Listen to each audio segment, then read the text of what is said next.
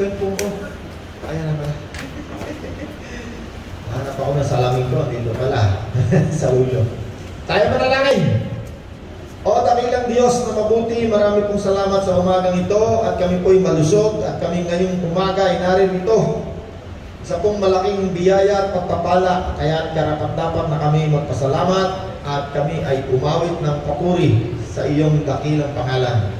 Salamat po Ama, sa umaga pong ito ay patawarin mo po ang bawat isa, kaming lahat, sa lahat ng aming mga kasalanan at pakainin mo po ang aming mga pagod at uhaw na kaluluwa sa umagang ito.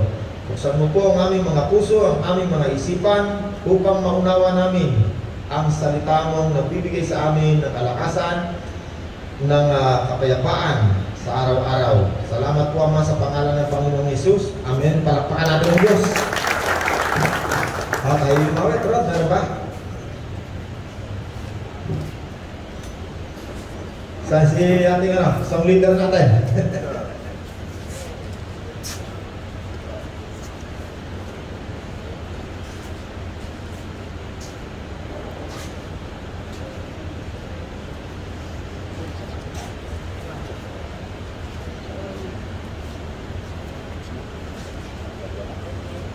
Ay, marami dito upuan, ha? Isa, dalawa, tatlo, apat, lima. Huwag kayong makumpulan dyan sa likod. Dito. Yung lima dyan. Yung lima. Pasok dito, pasok. Kasi may mga darating pa magkukumpulan kayo. Isa, dalawa. Huwag na, dito yung lima. Isa, dalawa, tatlo lang pala, tatlo. Para hindi kayo magkumpulan dyan sa likod. Okay.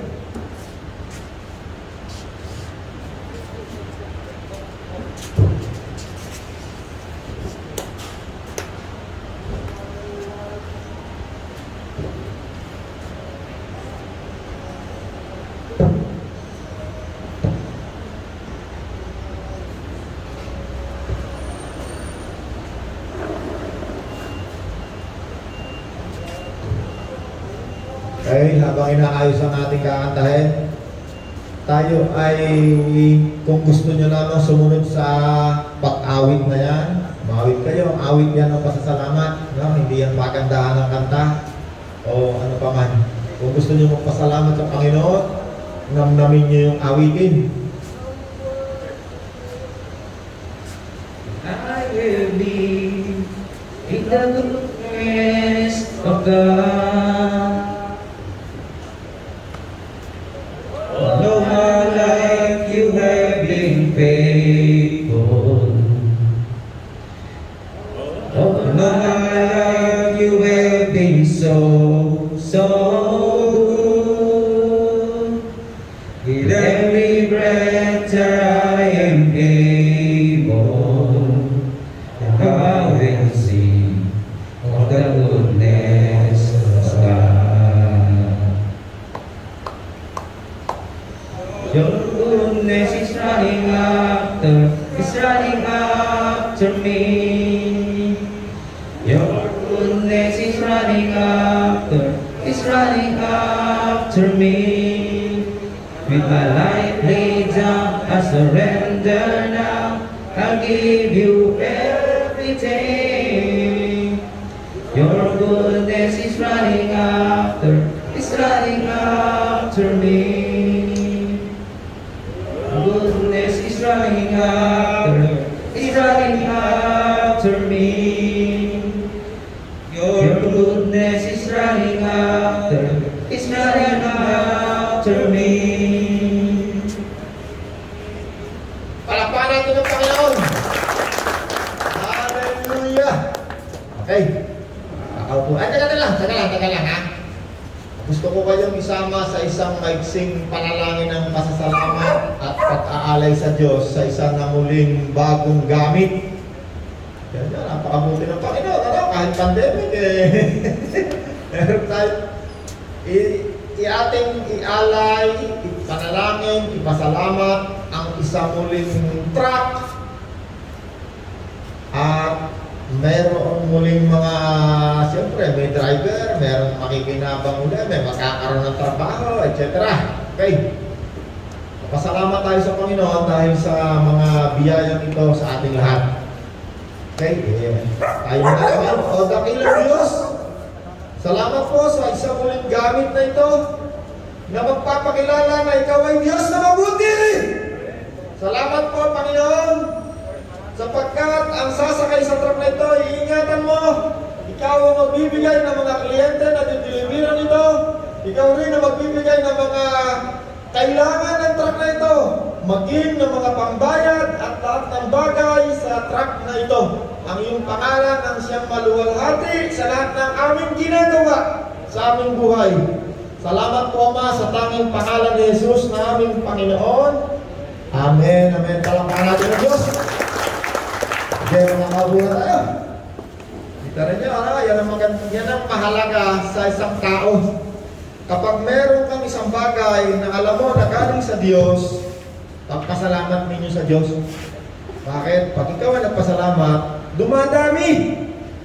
Nakita ng Panginoon nung siya ay nagpakain mula sa ilang pirasong tinapay. Ilang tao ang kanyang pinakain? 5,000. 2 beses pakain mula lamang sa ilang pirasong tinapay. Ano ang ginawa ni Kristo? Itinaas sa langit at nagpasalamat. Hindi ano? Walang magic. Yan ay ginagawa ng Diyos sa lahat ng tao na marunong magpasalamat sa Kanya. Pero alam, totoo ba sinasabi mo? O tingnan nyo lahat. Hindi. Sino makakasubali sa sinasabi ng Diyos? Kapag ikaw ay nagpasalamat, ang lahat ng bagay na iyong ipinagpapasalamat, ibabalik ng Diyos, pararamihin ng Diyos sa iyong mga kamay. Iniwala tayo ron? Kaya ikaw, kapag ikaw ay kakain, bago ka kumain, magpasalamat ka sa Diyos. Tingnan mo yung lalagyan mo ng pagkain, hindi matutuyo. Aapaw. Iniwala kayo? Sino sa inyo may gusto? Ang lalagyan nyo ng pagkain, hindi matuyuan. Takamay. Okay, ito mabuti na kakaintindihan tayo. Sino sa inyo may gusto? Para ka kumain, kailangan mo magtrabaho para kalabaw. Taas ang kamay. Siyempre, kailangan natin maging masipag.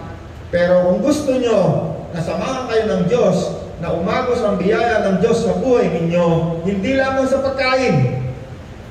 Pagising mo sa umaga, magpasalamat ka sa Diyos. Bago ka matulog, magpasalamat ka sa Diyos. Pero wala, anong pagpapasalamat ko? Una, kalusugan mo! Sinisin nyo naniniwala na ang tao ay malusog dahil iniingatan siya ng Diyos. Ayan. Kung naniniwala ka na ang Diyos ang nagbibigay sa iyo ng kalusugan, kailangan ka magpasalamat sa Diyos, hindi kailangan. Magpasalamat ka kahit may COVID ka, pagagalingin ka ng Diyos. Pero lang, totoo ba sinasabi mo? Ako nga, nagka-COVID, pero para akong prinsipe. Lalo ka malakas. Nagpatundo nga ako ng bakuna. Ano yung bakuna ako? Ang ba nasa ako? AstraZeneca. Pagdating ng gabi, kinaligig ako ng ginaw. Yung pala yung side effect. Sabi ko, nagkaroon ako ng COVID. Hindi ko naranasan itong ganito kahirap na. Sabi ko, mas masarap, masakit pa pala sa COVID. No? Magpapakuna kayo. Kaya ako sinasabi sa inyo. Yung Astra na napabakuna sa akin, meron palang ano yan, yung kailangan pala, pag uminom ka pakuna, sabi ng doktor, pag binakunan ka, inom ka agad itong paracetamol ba? Sabi ko, nako, hindi, kasarap-sarap pakinamdam ko eh. Kakaligtigin kayo ganyan, hindi, kaya-kaya ko yan. Pagdating madaling araw, gamot. Sabi ko pa, mahina yata katawan ba? Meron dalawa, matigas din ang ulo. Pagdating na umaga, kamusta kayo? Gininaw kami kagabi. Matigas kasi ang ulo natin. Hindi tayo uminom gamot. Okay. Kabalik tayo sa salita ng Diyos. Kaya niyo, pag ang Diyos dumating, pag ang Diyos nagturo, magkakaroon tayo ng kagalakan. Masaya ang puso. Pag ang tao nagturo, espiritu ng tao nagtuturo, nako, lahat yan, meron niyang yung may pressure yan. May takot yan. Naalala ko, nang nandun ako sa dating simbahan, pumunta ka lang sa isang simbahan, matatakot ka eh. Baka may nakakita sa akin, nagpunta ako sa simbahan. Para bang ito nagpunta ng beer house. Sabi ko sa asawa ko, testing nga natin dito sa CCF, umaten tayo. Sabi na asawa ko, umaten ka sa atin. Sa loob-loob ko man langot na mo, namumuhay ka sa tao para tayo pupunta sa beer house. Bakit gano'n? Halika, balik na tayo sa salita ng Diyos. Naiba ko eh. Ano yung pinagtapusan natin ng nakaraang linggo? Okay, basahin ko. Buksan natin ang Bible natin. Balik-aral lang tayo, konti lang ha. Efeso 2 verse 17. Balik-aral lang muna. Naparito nga si Kristo. Verse 14. 245 po. 245. Page 245. Sige, sundan nyo lang ako. Efeso 2:14. Pinag-isa ni Kristo ang mga Hudyo at ang mga Hentil. Yan. Mga nakaraang araw lang yan. Nakaraang turo natin. Nakaraang pag-aaral. Sa pamamagitan ng kanyang katawan ay giniba niya ang pader ng alitan na naghihiwalay sa atin. Sa pamamagitan ng kanyang kamatayan sa krus. Pinag-isa na ang Hudyo at ang Hentil, ano? Hindi sa katawan, sa espiritu lang, sa pagtawag lang sa Diyos. 17. Naparito nga si Kristo at pinangaral niya sa lahat ang magandang balita ng kapayapaan sa inyong mga Hentil na noon ay malayo at sa mga Hudyo na noon na malapit. Yan ang pagkakaiba ng Hudyo Hentil. Tayo, makasalanan, malayo. Ang mga Hudyo, malapit sapagkat sa kanila pinagkatiwala ang salita ng Diyos. 19. Ay 18. Dahil kay Kristo, tayo ngayon ay makakalapit na sa Ama sa pamamagitan ng iisang Espiritu. Okay, paglapit. Hindi na kayo mga dayuhan o taga-ibang bansa sa makatuwid, kundi kababayan na ng hinirang ng Diyos at kabilang sa kanyang sambahayan. Katulad ng isang gusali, kayo ay itinayo sa pundasyong inilagay ng mga apostol. Okay, sino raw ito? Tayo mga Hentil naman na nampalataya. Sabi ni Apostol Pablo, katulad ng isang gusali, tayo na mga Hentil na sumampalataya kay Kristo ay katulad ng isang gusali na itinayo sa pundasyon na inilagay ng mga apostol, na ang pundasyon ay si Kristo. Kaya nakita ninyo yung building na yan sa harapan natin, yan, yung RCPJC. Yan yung gusali na tinabanggit dito. Sabi ni Apostol Pablo, kayo na mga Hentil na sumampalataya kay Kristo ay katulad ng isang gusali. Ano raw uri ng gusali? Katulad ng isang gusali na itinayo sa pundasyon na inilagay ng mga apostol, na ang pundasyon ito ay si Jesucristo. Okay. Anong inihalin tulad ni Apostol Pablo sa atin na mga Hentil na mananampalataya ni Kristo? Katulad tayo ng isang gusali na ang nagtayo. Sino? Si Abraham ba? Hindi, teka mo nalang pa rin. Tayo ay itinayo, nino, ng mga apostol. Sino itong mga apostol na ito? Ito ang nagsulat ng lahat ng mababasa natin sa tinatawag na Biblia, ang tawag bagong tipan. Tindihan niya, ano? May lumang tipan, may bagong tipan, ano? Paano raw tayo itinayo ng mga apostol? Tayo ay itinayo sa isang matibay na pundasyon. Anong klase? Kung anong klase konkreto, di ba yan ang pinupusan natin, ano? Sino mga taga-ready mix, taas ang kamay? Kita niyo, pag nag-deliver tayo, inuhulog natin sa lupa. Kahit anong building, inuhulog natin malalim. Yun ang tinatawag na pundasyon. Di ba? May tower tayong binubusan. Yung tower, mataas. Tignan niya, may hinuhukay. May hinuhulog sa lupa, malalim na hukay. Yan tinatawag na pundasyon. Para kahit may bagyo, may lindol, nakatayo yung building.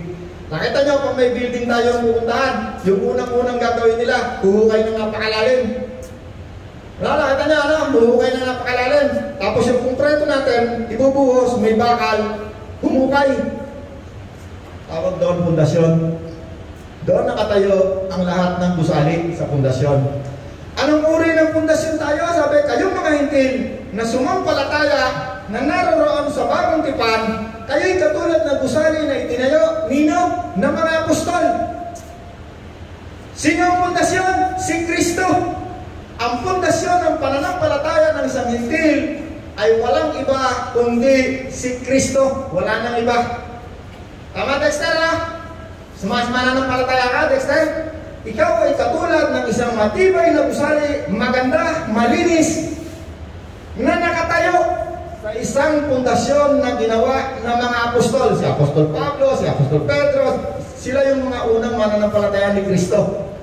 Sila ang nagpasimula ng isang pananampalataya na ang pangalan ay Kristyanismo. Na ang mga mananampalataya nito, ang kanilang pananampalataya ay nakasandig, nakatayo, nakalapat sa isang matibay na bato, pundasyon. Sa anong araw, walang ready mix. Ang pundasyon nilang ginagawa, buhukayin nila yung lupa, kukunin nila yung matigas na bato. Yun na yung tinatawag nilang pundasyon. Nung na-invento na itong ready mix, ngayon, lahat ng building, yun ang nilalagay nila. Meron ng matigas na lupa, lalagyan pa nila ng matigas na simento. Ang tawag doon, pundasyon. Ano niya pinag-aralan natin? Kung pagdating sa pananampalataya ng isang Hintil, tayong lahat ay nakatayo sa isang pundasyon na ibinalita ng mga apostol nung umalis si Kristo. Ano niya pinag-usapan natin? Sino sa inyo rin ang mananampalataya? Pag ikaw isang mananampalataya, ikaw ay naniniwala, nananampalataya, naghihintay sa pagpabalik. Nino? Nino? Ni Brother Eddie? Ni Brother Eli? Hindi yun. Sino? Si Kristo. Kahit sa ang sekta ka pa naroon, kung nandoon ka sa Barnacle, nandoon ka kay dating doon, nandoon ka kay kahit anong reliyon meron ka, kapag hindi si Kristo ang pinananampalatayanan mo o hindi ka doon nakasandig ang iyong pananampalataya, ikaw ay isang mananampalatayang mabuhay. Ibig sabihin ng mabuhay, anytime pwede mawala yung pananampalataya mo, masira kapag may dumating na dilubyo sa buhay mo. Pinanawan tayo? Pero kapag ang iyong pananampalataya ay nakasandig, kanino? Kay Kristo, na iyong Panginoon, kahit kamatayan, hindi ka na magigiba.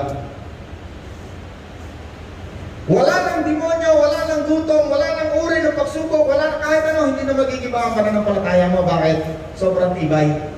Nakatayo sa isang pundasyon na hindi kayang igiba ng bagyo, ng lindol, ng gutom, ng hirap, ng sakit, ng demonyo. Wala na pang makakapag-giba sa pananampalataya mo bilang isang Kristiyano. Sino yung walang gusto nyo ng mask? Punta kayo kay Rod. Bibigay ng mask, ha? Mask, hindi, okay na naman. Mask din naman yan. Kaya lang, kuha ka ng ano. Dito, kay Rod. Libre, ha? Pag wala kayong mask, punta ka kay Rod. Libre yan. O kaya naman kay Sean. Ha? Si Sean.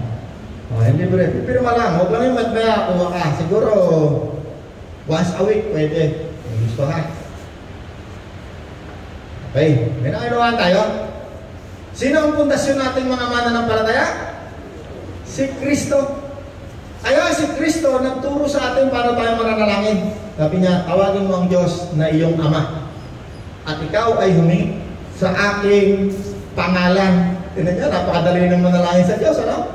At pag tayo na dating malayo, mga hintil, mga makasalanan, mga isinumpa, ngayon, hindi na tayo ganoon. Bakit? Nung tumanggap ka kay Kristo, ikaw ay inilapit sa paanan ni Kristo. Nasaan ngayon ang Panginoon natin? Nasa langit. Nasa kanan ng Diyos. Kaya sabi ni Kristo, ako ang iyong tagapamagitan. Every time, lumuhod ka, pikit mo ang mata mo, sabihin mo, Ama kong Diyos! Sabi ni Kristo sa lahat na tumanggap sa Kanya, tumanggap sa akin, ngayon, makakatawag na kayo sa Diyos. Ama kong Diyos! Bakit? Kapagkat si Kristo mismo, ang Espiritu ni Kristo na mabuti, nandiyan na ngayon sa iyong katawan, kasama mo na. Nakipag-isa na tayo kay Kristo. Maniwala kayo, ha? Humingi kayo kay Kristo. Humingi kayo sa Diyos sa pangalan ni Kristo. Pero na ikaw, binigay ba? O tumingin ka, lumingin ka sa no, hindi na ako nagamit na ibang tao. Buhay ko na lang niya gamitin ko. O lumingin ka. Sa galing yan. Sapagkat ako'y umaga, gabi, tanghali, walang inurasan, natawag ako sa akin. Sa pangalan ng aking Panginoon. Anong pangalan ng Panginoon mo? Kristo. Jesus. Nananawa tayo? Okay. Genesis 18:19. Pinili ko si Abraham. No, yan yung bagong lumang tipa, ano? Anong Page 50 po. page 54. 50. 50. 1-5. Sige, sundan ninyo ako para makita ninyo sa Bible ninyo. Anong bagong tipan? Anong lumang tipan? Pareho lang. Pinili ko si Abraham upang turuan niya ang kanyang lahi na sumunod sa aking mga utos sa pamamagitan ng paggawa ng mabuti, matuwid, at pagpapairal ng katarungan. Kapag nangyari yun, tutuparin ko ang lahat ng pangako ko sa kanya. Sino nagsasalita dyan? Ang Diyos. Anong sabi? Pinili ko si Abraham. Sino si Abraham? Siya yung pangalawang tao na nakipagtipan ang Diyos sa kanya. Kaya may tinatawag na lumang tipan, bagong tipan. Tayo ngayon nasa ilalim ng bagong tipanan na ibinuhos ay dugo ni Kristo na siyang nagpatibay sa tipanan ito. Anong sabi ng Diyos na lumang tipan kay Abraham? Pinili kita, Abraham, upang ang mga tao ay iyong turuan na gumawa ng matuwid o mabuti. Kita niyo, yun yung pinaka tawag doon, yung summary. Yun ang dahilan ng pagkatawag ng Diyos kay Abraham. At kapag ito nangyari, sabi niya, kapag naging matuwid ang mga taong ito, sabi niya, lahat ng pangako ko sa iyo, gagawin ko. Kita niyo, ang Diyos na nagsasalita, ano? Ang Diyos, kapag yan ay nangako, kaya sinabing tipanan, laging may dalawang partido. Kaya nga tayong mga mananampalatayang hintil, tayong mga nakipagtipan, isang araw, tayo'y makakasal.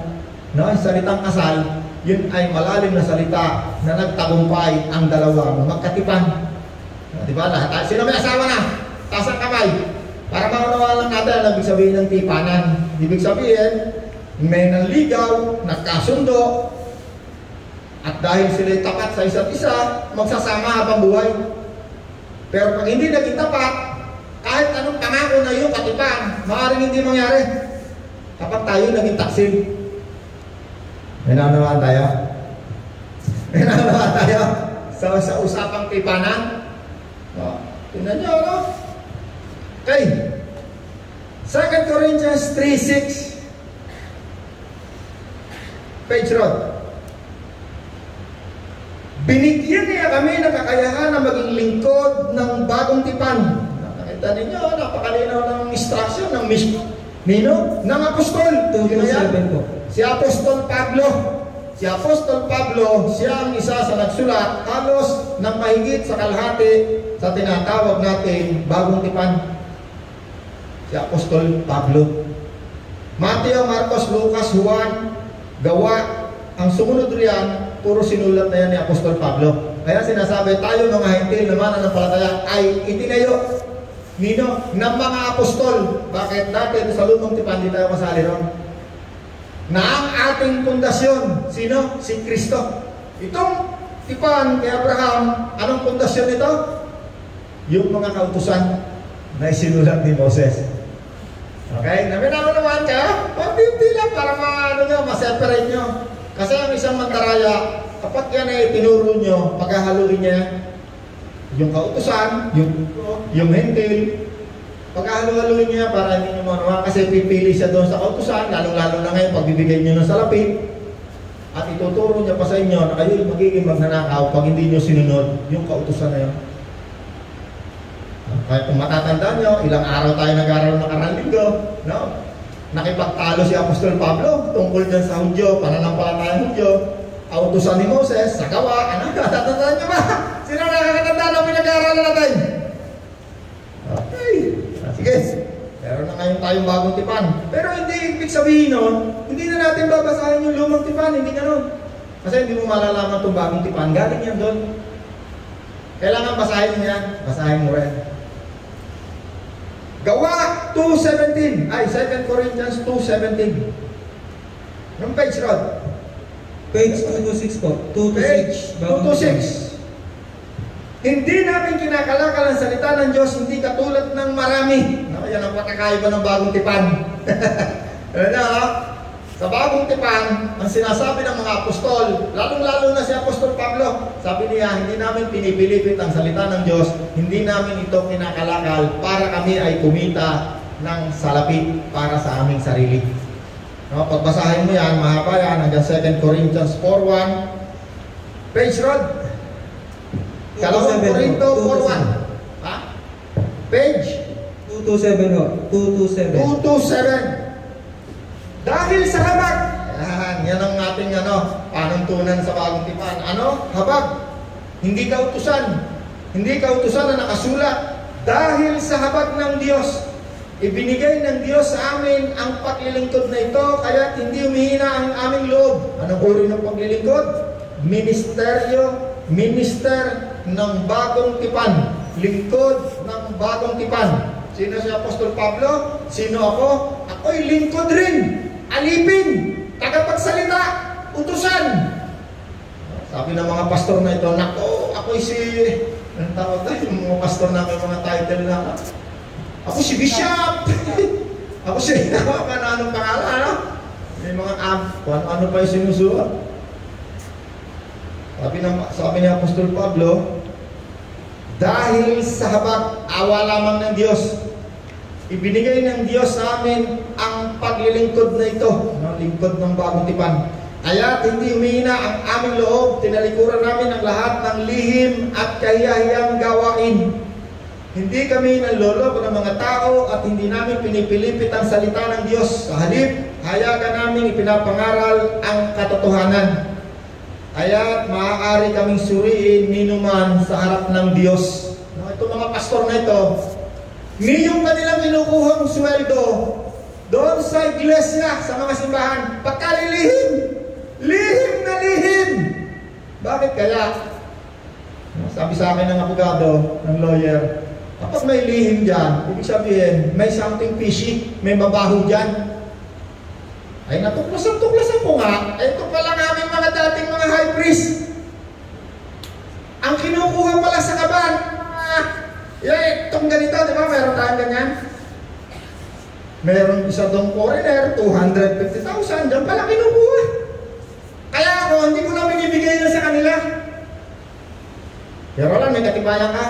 Kahit sa korte, tatayo sinasabi ko. May dokumento, may mga taong magpapatunay.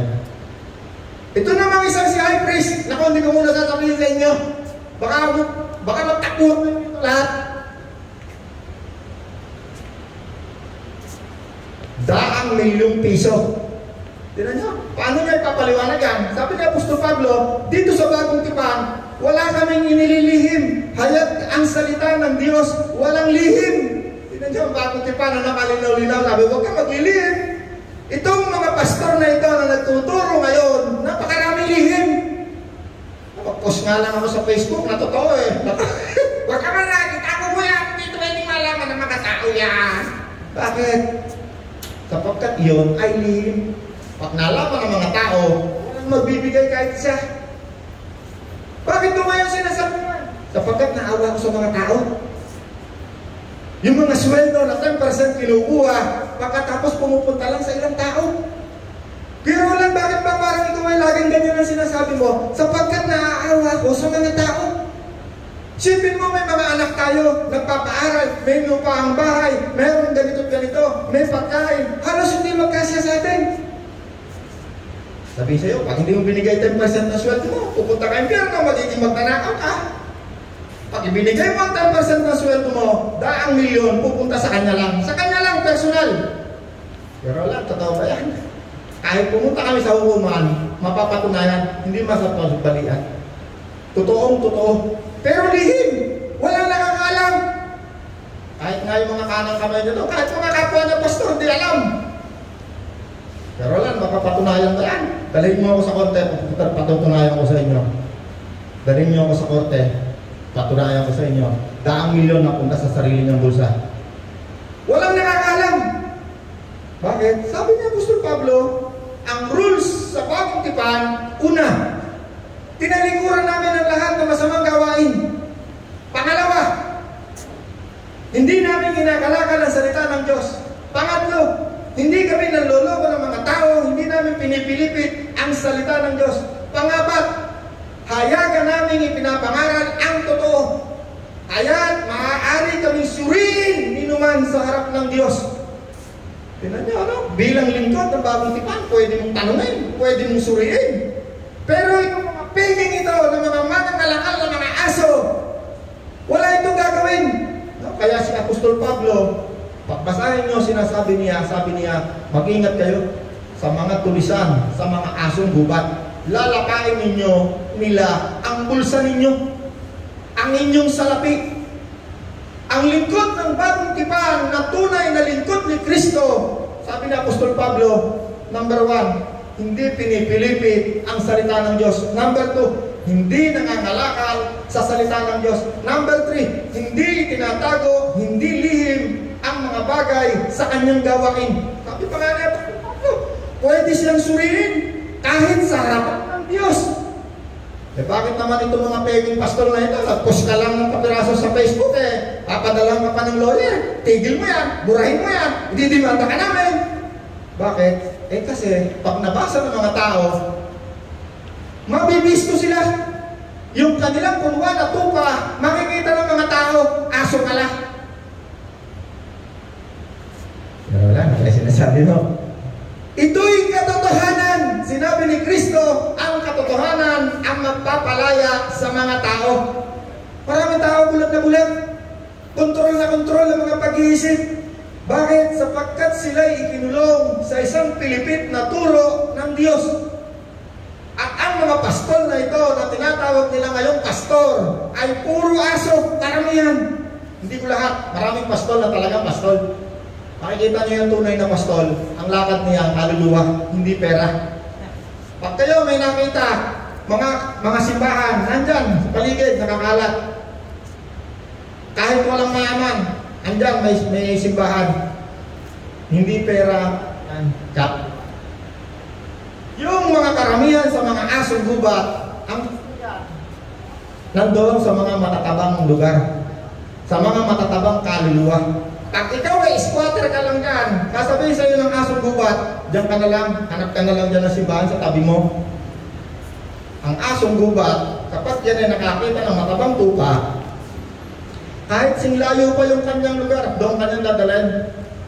Bakit? Ang point niyan, yung bulsa mo may nakikitang matabang taba. Totoo ba yung sinasabi mo? Pero wala. Bakit yung squatter doon sa tundo, kalapit-lapit? Sabi nitong ulol na utosang manalapang aso, lagyan na lang yan ng container, dyan na lang sila. Bakit? Walang pera. Sabi nitong mga asong ulupong, ay ang simbahan na yan, isara na yan. Bakit? Wala kasing pera pumapasok sa atin. Pero wala, totoo ba yan? May isang simbahan, mission member ako. Sa mission committee. Sabi ko, sarap nito, tatayo kami sa abay, ilang araw pa lang ito. Yung simbahan doon sa asan, labag ba yun? Dagupan. Ito ngayon, isasaranay ka natin yan. Bakit? Puro gastos ika. Sabi ko, akala ko magtatayo siya simbahan para mga kaluluwa kumain ng salita ng Diyos. Pera ka lang hinahanap. Pero lang, didimanda ka. Dimanda niyo ako, papatunayan ko sa inyo. Isinara ang simbahan. Yung mga kaluluwa, papamigay natin yan sa mga simbahan sa paligid. Wala kasing mapalang pera. Ngayon, meron 3, 4, 5 pastor nagpapaalam. Magtatayo ng simbahan dyan sa Bacoor. Alam niyo ang ginawa? Pinaway. Ngayon nga, tinidimanda pa raw sila. Bakit? Sapagkat meron daw ilang mga tupa na tinatawag daw para sumama sa kanila. Ang tupa lang, libo-libo. Sabi ni Kristo, kapag sa 100 tupa mo, may napahamak. Sabi ni Kristo, ikaw ay mananagot. Pero ito mga bulang pastor nito, ay wala namang concern sa mga kaluluwa. Mas libo-libo, mas milyon-milyon, mas gusto nila. Bakit? Hindi nila tinitingnan yung responsibility sa Diyos na isang kaluluwa lamang mapahamak.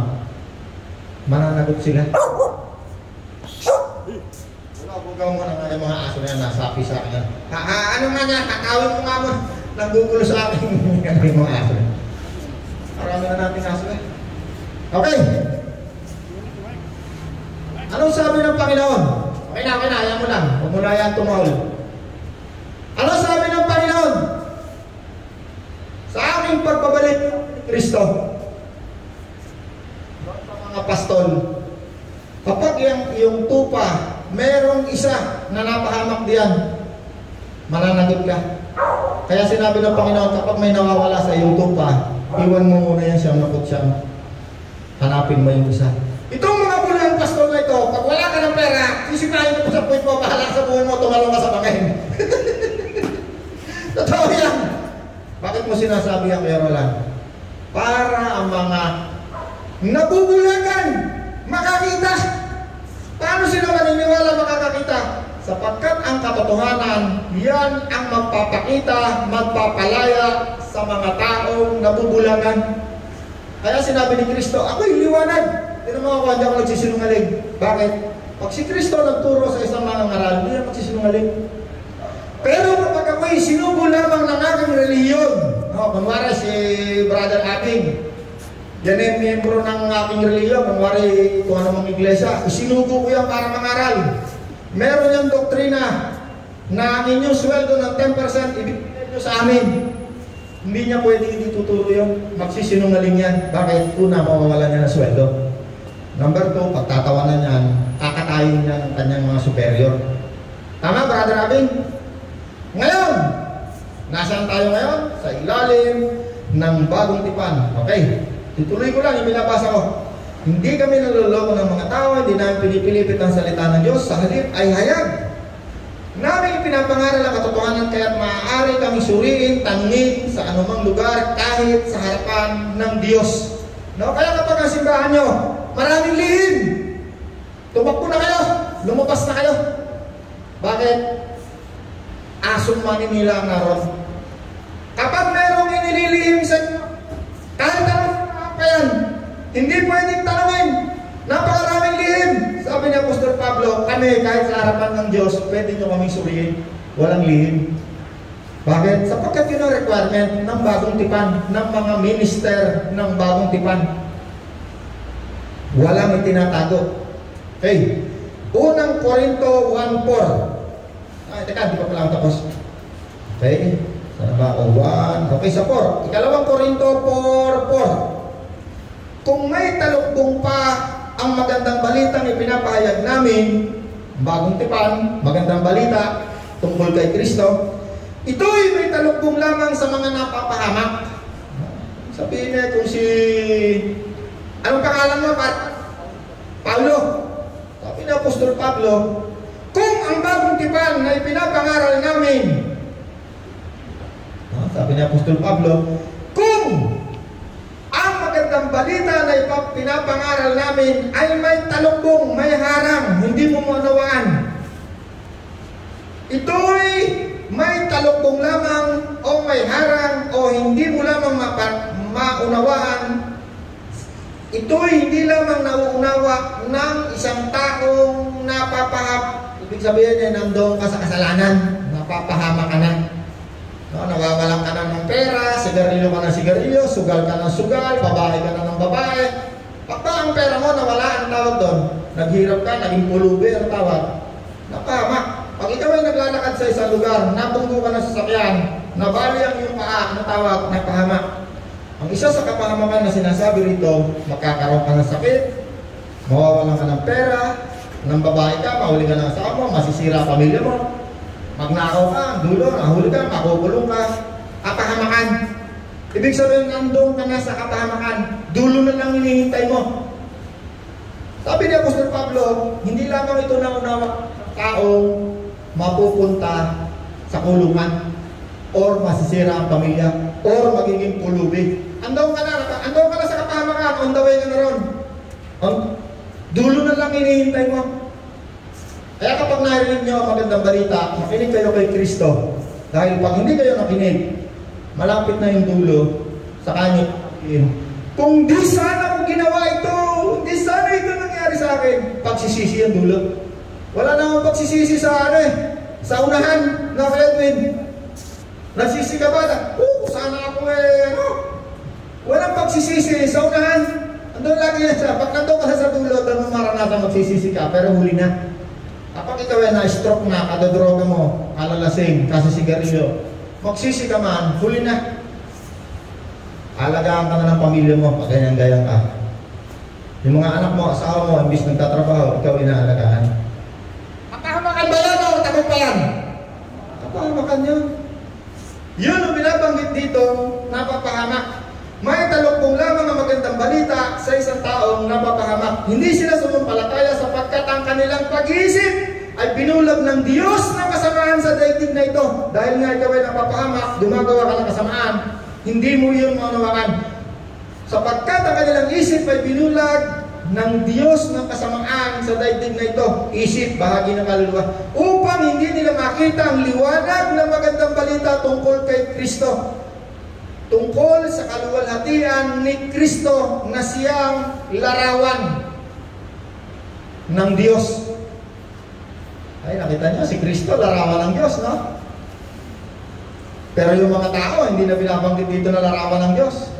Maliban na tanggapin natin si Kristo, tayo magiging kamukha ng Diyos muli. Alam niyo ba, nang unang ginawa ng Diyos ang tao sa Genesis, tayong lahat ginawa ng Diyos kanyang kalarawan. Pero dahil sila nagkasala, sila yung nadaya ng demonyo doon sa Garden of Eden, nawala yung larawan ng Diyos sa kanya. Ano yung larawan na binabanggit dito? Mabuti. Nung unang tipan, nag-attempt ang Diyos na ang mga tao ay gawing mabuti. Kita niyo yung utos ng Diyos kay Abraham, pinili kita upang ang mga tao ay turukan ng ginawa ng mabuti. Ngayon, saan tayo ngayon? Okay, tuloy natin. 2 Corinthians 3:17. 2 Corinthians 3:17. Ngunit, 16 muna, may 16. Ngunit kapag lumapit ang tao sa Panginoon, anong page, Rod?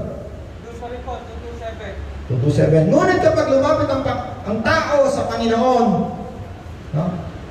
Ano sabi rin, babasahin ka, sinishortcut ko lang, tingnan nyo ha. Ngunit kapag lumapit ang tao sa Panginoon, ano sabi rin? Naalis ang talungbong harang sa pag-iisip ng isang taong nakakahamak. Okay? 17. Ang Panginoon na binabanggit dito ay ang Espiritu ni Kristo. Bakit Espiritu ni Kristo? Nasa ang katawan ni Kristo, brother? Nasa langit, wala dito. Sino tinatanggap natin? Espiritu ni Kristo. Kaya sinabi ng Apostol Pablo, ngunit kapag ang isang taong napapahamak ay natanggal ang harang, mauunawa niya ngayon ang salita ng Diyos at tatanggapin niya si Kristo. At ang Kristo, ang Panginoon na tinatanggap dito, binabanggit dito ay Espiritu ni Kristo. Ano naman natin, Dexter na? Okay. At kung nasaan ang Espiritu ni Kristo ng Panginoon, ay naroon ang kalayaan, freedom. Doon lamang nakakaroon ng laya ang pag-iisip. Tingnan niyo ha, sino tatanggapin? Si Kristo ha. Hindi yung sekta ng reliyon mo ha. Hindi yung doktrina ng reliyon mo ha. Maraming tao nagkakamali. Ang natatanggap nila, yung reliyon nila. Kaya sila, sobrang tapat sa kanilang reliyon. Wala nang makakapag-alis pa sa kanila. Yun yung tinatawag na sarado, kandado ang isip. At ang makapagbubukas lamang doon, ang katotohanan na salita ng Diyos. Okay. At ngayong naalis na ang harang ng talukbong, nagniningning na ngayon sa ating mukha ang kaluwalhatian ng Panginoon at ang kaluwalhatian na nagmumula sa Panginoon na siyang Espiritu ni Kristo ang siyang magbabago ngayon sa atin mula sa isang antas ng kaluwalhatian hanggang tayo maging reset Tignan nyo, yung utos kay Abraham, utos din sa bagong tipan, ano? Ano raw mangyayari sa atin? Kapag tayo ay tumanggap kay Kristo, tinanggap natin ang Espiritu ni Kristo, makakalaya ang pag-iisip, at ngayon, tayo ay magbabago, magiging kamukha tayo ni Kristo na kalarawan ng Diyos. Genesis chapter 5, chapter 1, verse 26, lakyain natin ang tao. Genesis 1:26, likhain natin ang tao sa ating larawan. Yan ang unang original na paglikha ng Diyos sa mga tao. Kamukha ng Diyos, mabuti! Kita ninyo nakalagay lahat sa truck natin, ano? Ang Diyos ay mabuti.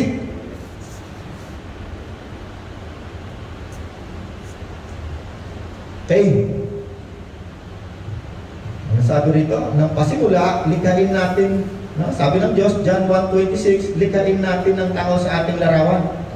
Genesis chapter 1, at lumikha nga ang Diyos bago ang tao, merong nagsasalita. Sino yun? Genesis 5:1, nang likhain ng Diyos ang tao, nakita niya ito, nilikha niya ito sa kanyang larawan. Genesis 5:1.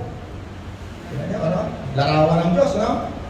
Ngunit si Adan ay 30 taon na maging anak niya si Seth, na kanyang kalarawan. Nung madaya na ng demonyo, yung unang taong nilikha ng Diyos, nawala na ang larawan ng Diyos. Kaya yung sumunod na tao, naging kamukha na kalarawan ni Adan, na nalinlang ng demonyo, naging masama. At ang kasamaan na yan ay dumating hanggang nung panahon ni Noah. Genesis 11:6-11, maliban kay Noah, masama ang lahat ng tao sa paningin ng Diyos, laganap ang karahasan sa lahat ng dako. Ito ang kalagayan na nakita ng Diyos sa lahat ng dako. At ang sumunod, anong ginawa ng Diyos? Sino nakakaalam? Anong ginawa ng Diyos? Nung nakita ng Diyos, sobrang sama na ng mga tao, wala na mabuti, lahat masama na. Ito ang kalagayan na nakita ng Diyos. Anong ginawang aksyon ng Diyos? Nung nakita niya puro kasamaan, Dexter, anong ginawa? Ginunaw! Tignan ninyo, ano? Kung hindi bumaba si Kristo, kung hindi nakipagtipan ng Diyos kay Abraham, at hindi siya nakipagtipan ngayon kay Kristo na nandito sa ating ngayong puso, palagay ko, baka ilang beses nang ginunaw ng Diyos ang daigdig. Pinatay na niya lahat ang kanyang nilikha. May karapanan ba ang Diyos na gawin yun? Palagay mo, Amang. Meron. Siyang mayari. May naano nga ba tayo? Okay. Basahin mo Genesis chapter 1 verse 1, bro. Nung likhain ng Diyos, likhain natin ng ganito, likhain natin ng ganon. Genesis 1. Nang pasimula ay nilikha ng Diyos ang langit at lupa. Ang lupa ay walang hugis sa inyo. Nang pasimula ay nilikha ng Diyos ang langit at lupa. Sino lumikha ng lahat ng bagay? Ang Diyos. Gerard, ano ba? Ang lupa ay walang hugis sa inyo. Dilim ang bumabalot sa kadiliman at kumikilos ang Espiritu ng Diyos sa ibabaw ng tubig. Sinabi ng Diyos, magkaroon ng liwanag at nagkaroon nga. Nasiyahan ang Diyos nang ito'y mamasdan. Pinagtukod niya ang liwanag at dilim. Ang liwanag ay tinawag niyang araw at ang dilim naman ay tinawag niyang gabi. Okay. Pag yan ay basahin mo na masyadong mahaba eh. Every time na ang Diyos ay may lilikhain, ang una dyan, at sinabi ng Diyos, may nagsasalita, no? May nagsasalita, no? Lumilikha, no? At sinabi ng Diyos, magkaroon ng liwanag. At sinabi ng Diyos, magkaroon ng, at nakita ng Diyos na puti. No? Laging ganon. May nagsasalita. Walang factory ang Diyos, salita lang. Sasalita lang mo siya. Unang Korinto 8:5. Basa rin. Page 213, 214. Unang Korinto 5. Unang Korinto 8:5. 8:5. Iisa lang ang Diyos. Tama ba? Sige. Senior. Kahit naman tinatawag ng mga Diyos sa langit at sa lupa at ang tinatawag ng mga Diyos at mga Panginoon ay marami, subalit para sa atin ay iisa lamang ang Diyos. Subalit para sa atin. Sino yung atin? Mga mananampalataya ni Kristo. Right? Ano sabi ni Apostol Pablo? Subalit para sa atin iisa lamang ang Diyos. Ang Ama na lumikha ng lahat Ang ng Ama bagay. na lumikha sa lahat ng bagay. Ayan, sa Genesis yan, no? Lumikha ng Diyos. Okay, tuloy mo, Parad. At tayo'y nabubuhay para sa Kanya. At tayo'y nabubuhay para sa Kanya. Tuloy. Isa ang Panginoon, si Jesucristo, at sa pamamagitan niya nilikha ang lahat ng bagay. At isa rin ang Panginoon, si Jesucristo, at Sa pamamagitan. sa pamamagitan niya ay nilikha ang lahat ng bagay. No? Bakit natin ito pinag-uusapan? Para makilala natin si Kristo. Kasi pag hindi mo kilala si Kristo, hindi mo siya kagalangin. Pananonood ka lang ng mga video sa TV, yung mga ano-ano mga palabas na si Kristo ay may anak, mayroong asawa, hindi mo siya gagalangin. Kailangan mabuksan lang natin pag-iisip para makilala natin si Kristo, para magtiwala tayo sa kay Kristo, para gawin natin siyang tagapagligtas. Bakit? Ang demonyo, kung saan nandong ginawa ng Diyos ang tao na nagsasalita, nagbabalita, nakikipag-usap sa mga tao ng puro kasinungalingan, hanggang ngayon nagsasalita pa rin yung demonyo. Puro kasinungalingan pa rin. Kaya nung panahon na yon, sinabi ng Panginoon, sinabi ng Apostol Pablo, sa bagong tipan, iisa lamang ang Diyos. Sino? Ang Ama na lumikha ng lahat ng bagay. Nakita natin sa Genesis. Iisa rin lamang ang Panginoon. Sino? Sa pamamagitan niya, nilikha ang lahat ng bagay. Nakita ninyo, may nagsasalita. Okay. Sabi naman sa John chapter 10, John chapter 1. John chapter 1, Rod, buksan mo. Page 116. 116. Okay. Nilikha ng bagay sa pamamagitan ng salita. Tama ba, Rod? Sige, basahin mo, Rod. Nang pasimula ay naroon na ang salita. Ang salita ay kasama ng Diyos at ang salita ay Diyos. Okay, nakita nyo, Genesis ang binabanggit yan, ano? Makikilala natin si Kristo kasi kailangan mo siya makilala. Bakit? Ang pagka-Diyos ni Kristo o ang pagkatao ni Kristo ay isang hiwaga. Amen. Kailangan mong tuklasin ang hiwaga na yon.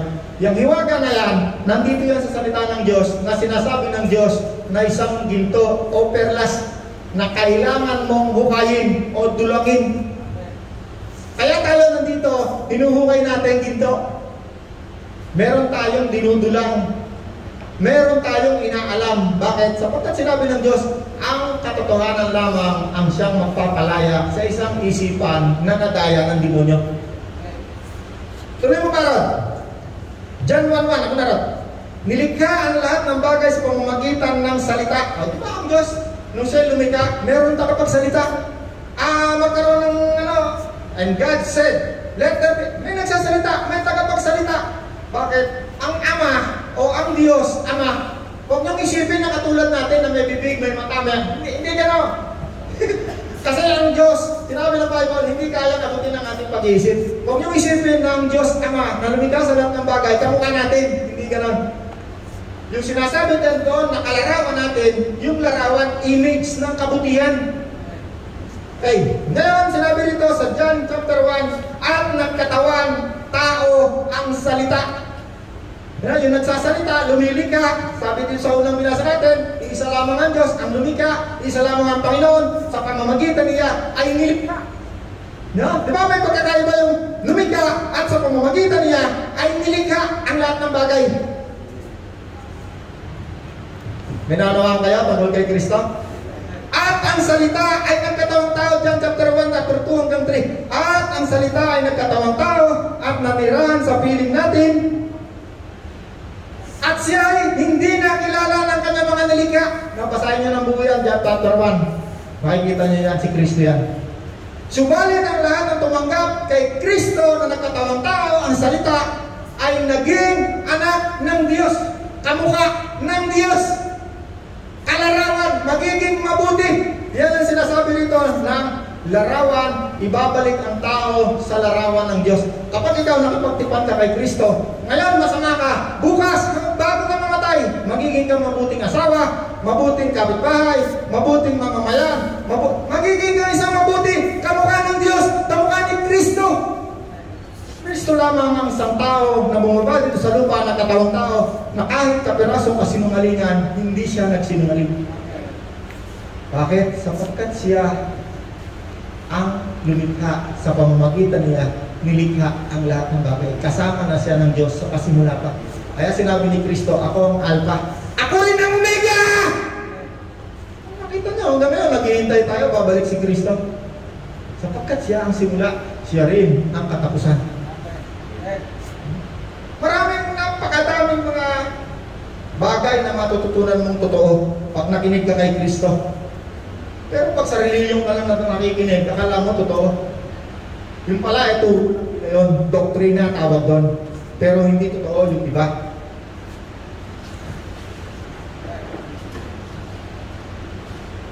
John 10:33-31. At sinabi ng Panginoon, ako at ang Ama ay iisa. At dumampot ng bato ang mga Hudyo na nakikinig sa Kanya. Tignan niyo bakit? Sapagkat hindi nila kilala si Kristo. Akala nila ang Panginoon ay, ang tawag doon, blasphemy, no? Ano? Ikaw ay katulad ng Diyos. Puta tayo ng bato, patuhin nga natin yan. At hanggang sa ngayon, kapag ang isang tao na inutusan ni Kristo, ay sumunod sa Kanya at nagsalita katulad ng ginagawa natin ngayon, sigurado papatuhin ka ng mga tao, ng mga Hudyo, ng mga tagapagturo, ng mga kautusan, ng mga matatalino. Maaari ka pa nga ipakulong at patayin. Bakit? Mawawala sila ng pera. Yung mga Hudyo na yan, kaya nga pinapatay ang Panginoon sapagkat ang kanilang mga pinagkakaperahan nawawala. Bakit? Marami tao nakakalaya yung isip. Nakikita nila yung korupsyon. At ayaw na ngayon pumunta sa timbahan nila at sila'y sumunod na kay Kristo. Yan ang punot dulo bakit nagkakaroon ng patayan ng panahon ng Panginoon hanggang ngayon. Pera. Kala ko mga kriminal lang ang gagkancho, ang hold up. Ngayon pala pati mga pastor din. Hindi lahat. Maraming pastor mababait at talagang totoong sinasabi at totoong lakad sa Diyos. Kaluluwa, hindi pera. Marami akong kilalang pastor. Ang lakad, hindi pera. Kaluluwa. At walang pera, doon sila pupunta. Tatayo ng simbahan doon para mga tao ay maging kamukha ng Diyos! Yun ang lakad ng bagong tipan. Hindi pera. Para ang isang tao, ang isang asawa, maging mabuting asawa. Ang isang anak, maging mabuting anak. Para wala nang pumunta sa kulungan. Para ang isang tao, hindi manakawan ng pera sa sigarilyo, kasusukal, kabababae, kabibisyo. Upang mga tao ay umunlad ang buhay katulad natin. Naunawaan tayo? Okay, time na tayo. May natutunan ba kayo ngayong umaga? Sige, tayo lahat. Sino sa inyo gusto maging kamukha, kalarawan ni Kristo? Kung gusto mo lang, hindi ka naman pinipilit ng Diyos. At ikaw, naging katulad ni Kristo, magiging katulad kita o higit pa sa akin. Anong uri meron ako? Saka na buhay ko. Bakit? Pangako ni Kristo yun. At lahat ng pangako ni Kristo mangyayari, magaganap, mangyayari bago ko umalis sa mundo ito. Sigurado mangyayari. Kaya mga aso na. May naunawaan tayo. Kung gusto mo magkaroon ka ng buhay na masaya, masagana, ganap, buhay na walang hanggan, isa lang ang gagawin mo. Ano yun? Makipagtipan kay Kristo. Bakit? Sapagkat darating si Kristo. At kung tayo'y tapat, sabi ng Panginoon, makakasama niya tayo sa mundong ito. Hindi kabalbalan ng sinasabing ito, ito'y totoo. Ito yung mangyayari anumang oras mula ngayon. Kaya nga maraming tao natatakot sa bakuna. Akala nila yan na yung pangalan ng demonyo. Hindi. Hindi pa yan. Pero malapit na. Andyan na. Testing pa lang yan. Okay. Kung gusto mong tumanggap, maging tapat kay Kristo bilang isang katapat, manalangin tayo. Hingi tayo ng tulong kay Kristo sa Ama. Sabihin natin, Ama nating Diyos. Ikaw ay mabuti. Ikaw ang lumikha ng lahat ng bagay. At sa pamamagitan ng aming Panginoon ay nilikha mo ang lahat ng bagay. Kaya ngayong umaga, naniniwala ako na kaya mong gawin ang lahat ng bagay. Tulungan mo ako, Panginoon, maging tapat sa iyo, sa ating tipanan, upang sa iyong pagbabalik ay makasama mo ako sa lahat ng iyong gagawain sa mundong ito. At kung ako naman ay abutin ng oras ng aking kamatayan, ako'y pupunta sa iyo kung saan ka naroon. At sa iyong pagbabalik, bubuhayin mo ang aking katawang namatay at papalitan ng katawang hindi na mamamatay. Tulungan mo ako, Panginoon, na maging tapat sa iyo ngayon. Salamat po sa iyong pangako na buhay na masaya, buhay na masayang pamilya, buhay na masayang puso, buhay na masagana, buhay na masaganang buhay, hindi isang pulubi, buhay na ganap, buhay na walang hanggan.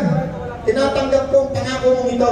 Ako'y naniniwala sapagkat ikaw ay kayang gumawa ng lahat ng bagay na hindi ko naman kayang gawain. Tulungan mo ako, Panginoon, na lumakad ng tapat ng matuwid sa harapan mo. Kasama ka.